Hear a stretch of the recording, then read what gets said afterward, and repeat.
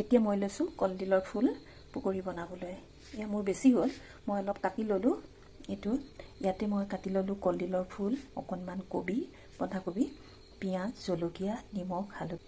ইয়াতে মই অলপ পিঠাগুড়ি দি সানি লৈছোঁ, নহ'লে সানিব নোৱাৰি। পিঠাগুড়ি অলপ দি লৈছোঁ। আপোনালোকে কলডিলৰ ফুলেৰে পকৰি বনাই খায়নে?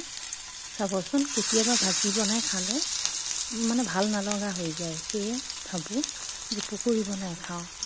এনেকৈয়ে খালে ভাতকেইটাও ভালকৈ খাব পাৰোঁ আৰু ঘৰৰ প্ৰত্যেকেই খায়।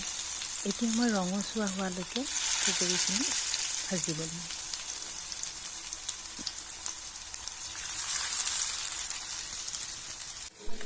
ইয়াৰ ৰঙা হৈ গ'ল, সিজি গ'ল সম্পূৰ্ণ। খাবচোন আপোনালোকেও, অলপ জ্বলা চলা দি খালে বৰ ভাল লাগে।